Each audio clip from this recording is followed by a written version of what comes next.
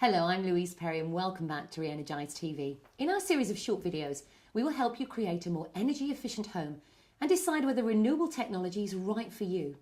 Re-Energise TV is an independent channel providing impartial advice to homeowners on energy efficiency and renewable technologies. In this programme, we want to look at the range of renewable solutions out there and consider how and when to install them in your home. Adam Hewson, founder of Re-Energise, is with me. His company has advised many homeowners on energy efficiency and has overseen the installation of a range of renewable technologies, including solar panels, biomass heating systems and heat pumps. Okay, Adam, where do I start if I want to install some renewable technology within my home? Well, there are a lot of technologies out there and every house is different. So the key starting point is determining what is right for your house. Right. And to decide whether it is you want to generate electricity or it's heat you're particularly concerned about, or both. But different technologies do different things. Okay. Now, there's lots of technologies out there. Let's just start with one of the ones that most people have heard of, solar panels. Now, we get leaflets through the door, we see loads of advertising, you get phone calls from people trying to sell you solar panels for your house. But I believe the government is changing something to do with solar panels. Explain that to me. Well, there are a number of subsidies and support mechanisms put in place by government to help people invest in renewables. Okay, and we're going to talk about that in a bit more detail later on. Yeah. Solar panels, you're right, is the one people know the best. Yeah. Solar PV panels, as they're called, photovoltaic panels, generate electricity from the sun. Okay, now what other sort of technologies can you use? Run through some of the others for me. Well, another classic technology is solar thermal or solar hot water. And unlike solar PV panels, the electricity generating panels, which have no moving parts in them, right.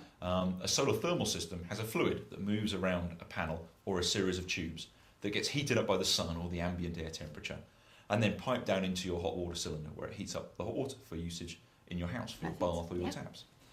Very old technology, actually. It's been around since the Egyptians were using a similar sort of technology. And of course it makes perfect sense using the heat from the sun to heat water. Yeah. So that's a classic old technology for generating heat rather than electricity. Sticking with electricity, of course, there are wind turbines, a reasonably well understood and often controversial technology. Although putting an offshore wind turbine that's 150 metres tall in someone's garden is unlikely to happen. But there is quite a lot of controversy about wind turbines. You also have to be very careful where you site a turbine, notwithstanding your views of your neighbours, but actually wind and air movement has to be quite important in the generation capacity of any turbine. So too many trees around or too many buildings just won't work. It's not going to work properly. Okay. Then of course you have water technologies like hydro, where you use a stream to power an Archimedes screw which generates electricity. Right. So people with streams and rivers might be able to use that sort of technology. So these are some of the more weird and wonderful ones, would you say? Weird and wonderful, but also not particularly new. They've been around a long, long time, but they have been quite expensive in the past. But certainly electricity, you've got solar panels, wind turbines, hydroelectric systems. For heat, you've got solar thermal systems, as we mentioned. Yeah. Then you have biomass systems, which is using wood, be it in pellet form or chip form, to essentially power a boiler not dissimilar from your ordinary gas and oil boiler that uses the burning of something to heat hot water. You generally source the fuel of that from a sustainable source or a managed woodland, of which there is plenty in this country.